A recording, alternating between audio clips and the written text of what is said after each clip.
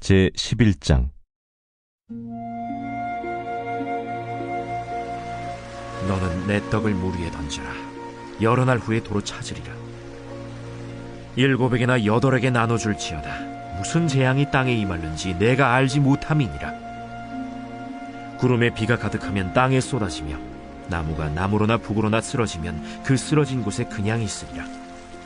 풍세를 살펴보는 자는 파종하지 못할 것이요 구름만 바라보는 자는 거두지 못하리라.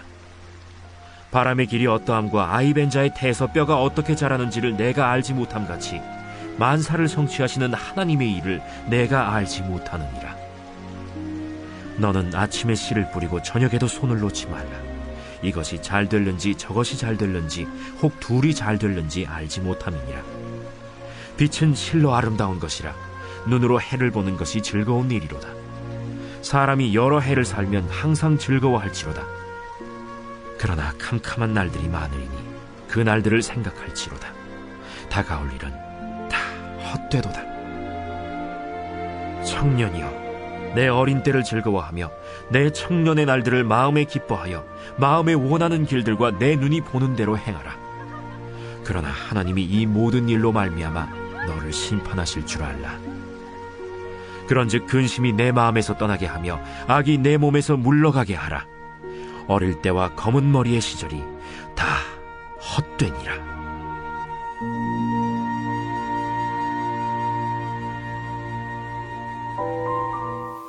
새벽영성 기도 시간입니다. 오늘은 전도서 11장을 함께 나누겠습니다. 우리가 전도서를 읽으면서 주목해야 할 단어들이 있음을 어제 말씀드렸습니다. 헛되다, 헤아래, 지혜, 수고, 기쁨, 이러한 단어들이었죠. 오늘 11장에서 주목해야 할 단어는 기쁨이 되겠습니다. 전도자는 줄곧 헤아래 인생이 허무하다는 사실을 다양한 측면에서 지적하여 왔습니다. 그리고 이러한 허무함을 극복할 방법에 대해서도 다양한 각도에서 제시하고 있습니다. 그런데 전도자가 제시한 다양한 허무 극복의 방법들은 하나님 안에서의 희락축으로 정리가 된다라고 볼 수 있습니다.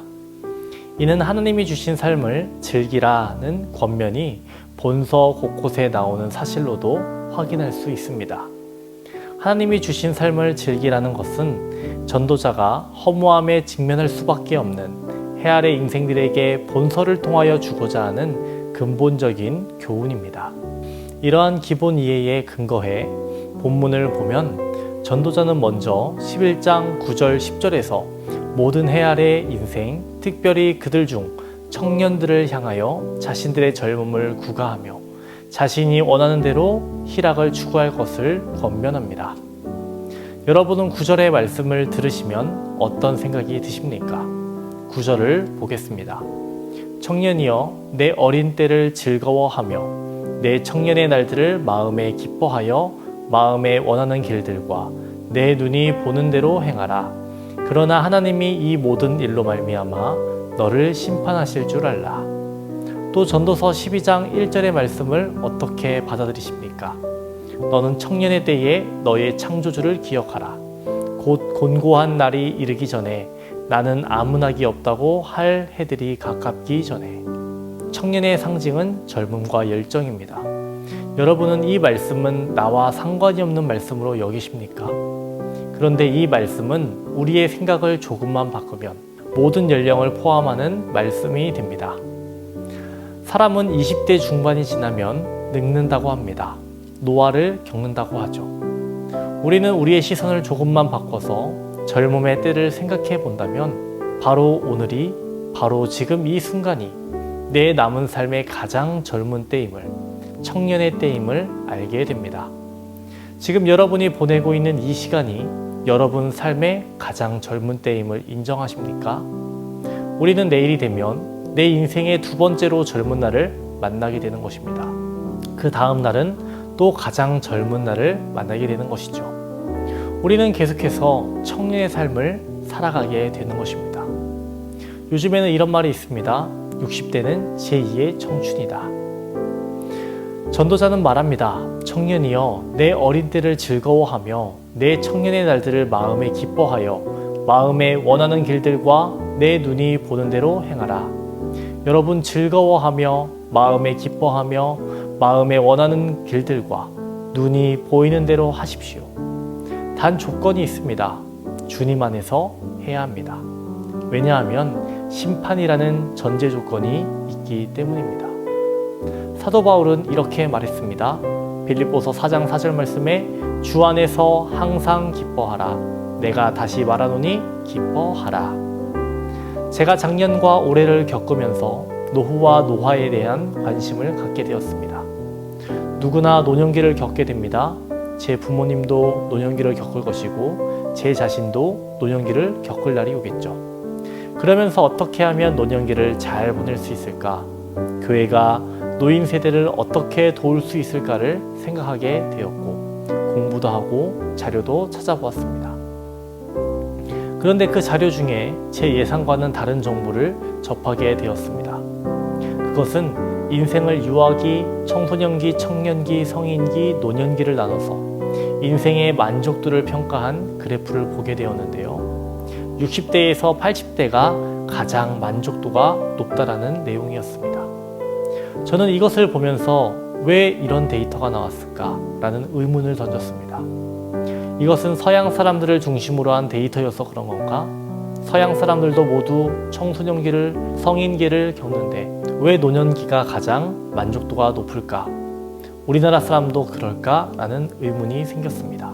또 자료들을 보면서 노인 세대는 멈추고 쇠퇴한다라고 많은 사람들이 생각하는데 이것은 우리의 오해이고 노인 세대들도 배움에 열심히 있고 느리기는 하지만 노력하면 성장하고 성숙한다라는 내용을 보았습니다. 80세에도 자전거를 타며 신문을 배달하는 분도 보았고 80세에 유튜브를 시작하고 랩을 하는 분도 보았습니다. 또 80세에 그림을 시작해서 미국의 샤갈이라 불리는 리버만이라는 작가에 대한 이야기도 봤습니다. 이러한 모든 일도 가능한데 그리스도인으로서의 성숙도 분명히 가능할 거라고 믿습니다. 여러분에게 오늘은 가장 젊은 날입니다. 전도자의 말을 기억하시기 바랍니다. 9절 말씀을 읽고 마치겠습니다. 청년이여 내 어린 때를 즐거워하며 내 청년의 날들을 마음에 기뻐하여 마음에 원하는 길들과 내 눈이 보는 대로 행하라. 그러나 하나님이 이 모든 일로 말미암아 너를 심판하실 줄 알라. 아멘. 오늘은 토요일입니다. 토요일 공동기도 제목은 물질의 회복을 위한 기도입니다. 성도들의 생업과 사업을 지켜달라고 기도해 주시고 물질로 어려움 당하지 않도록 기도해 주시기 바랍니다. 김유지, 임채훈, 이은채, 오윤준, 정선우, 최영진, 박김소망, 임병인, 최보겸 수험생들을 위해 기도해 주시기 바랍니다. 기도하겠습니다. 하나님 아버지, 오늘은 전도서 11장 말씀을 살펴봤습니다. 오늘이 내 남은 삶의 가장 젊은 날임을 인지하게 하시고 전도자가 깨달은 것처럼 주 안에서 기뻐하고 자족하는 삶을 살아가는 우리 모두가 되게 하여 주시옵소서. 담임 목사님의 사역 가운데 늘 함께 하여 주시옵고 영권, 인권, 물권을 더하여 주시옵소서. 말씀의 영을 더하여 주셔서 말씀이 선포되는 곳마다 치유와 회복의 역사를 칠갑절 더하여 주시옵소서. 각종 질병과 불면증으로 공황장애로 또 마음의 병으로 아파하는 모든 성도들 치유하여 주시옵소서. 암으로 고통받는 박재성 권사님, 김종수 집사님, 오유미 성도님, 박서연 청년을 붙잡아 주시고 지치지 않도록 체력과 힘과 능력을 더하여 주시옵소서.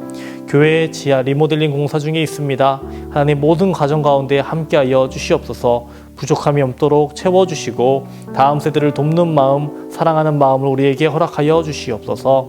수험생들을 위해 기도합니다. 이들의 믿음을 지켜 주시옵소서. 시험이 얼마 남지 않았습니다. 준비하는 모든 가정 가운데 함께하여 주시옵고 건강을 허락하시고 지혜와 명철을 허락하여 주시옵소서. 오늘 하루도 주님 안에서 기뻐할 수 있는 능력과 자족하는 마음 허락하여 주시옵소서. 우리 구주 예수 그리스도의 이름으로 기도합니다. 아멘.